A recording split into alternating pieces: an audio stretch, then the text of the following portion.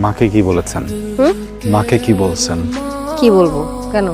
নেহা মিথ্যা বলবেন না। এক্সকিউজ মি, আপনি বলতে চাচ্ছেন যে আমি একটা মিথ্যুক? হ্যাঁ, আপনি আপাদমস্তক একজন মিথ্যাবাদী। আপনার ভেতরে একটা কাজ করে কিন্তু আপনি মুখে বলেন আর একটা। বিয়ের আগে যখন আপনার সাথে আমার কথা হয়েছিল আমি জিজ্ঞেস করেছিলাম না কাউকে পছন্দ করেন কিনা, বলেছিলেন করেন না। সেদিন যদি সত্যটা বলে দিতেন তাহলে আমি আপনাকে বিয়ে করতাম না, আজকে সবকিছু নর্মাল থাকতো। কেন বলেন এমন?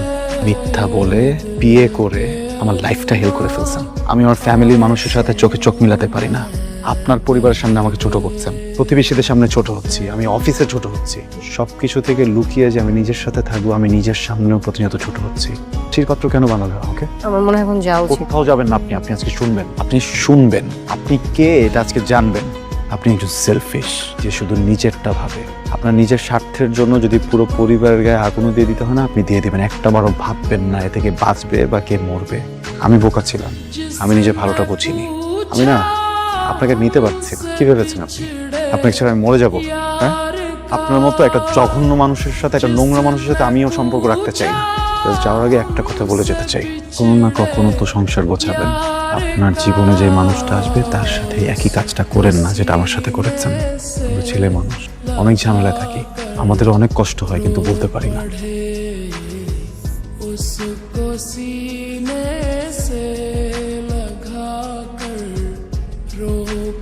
আমি না একটা ইডিয়েট।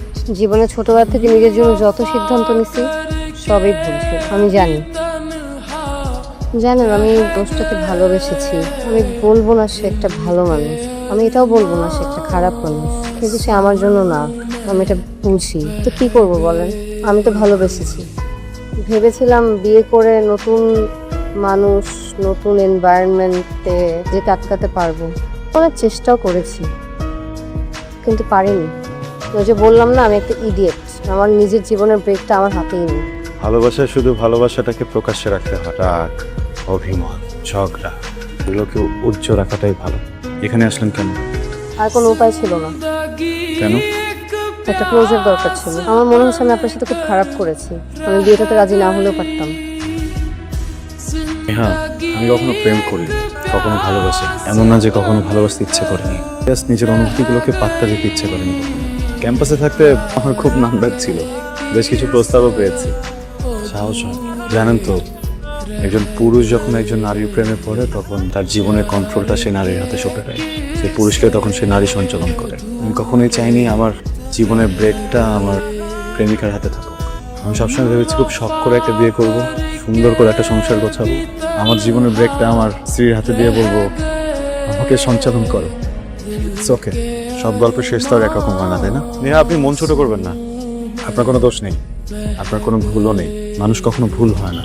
কিছু কিছু সিদ্ধান্ত ভুল হয়, কিছু কিছু সিচুয়েশন ভুল হয়।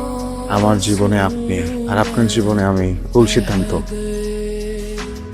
এটা আপনার জন্য। কি এটা? কি বলছো এটা? আমার সই দেয়া আছে, আপনি সই করে সাবমিট করে দিলেই হবে।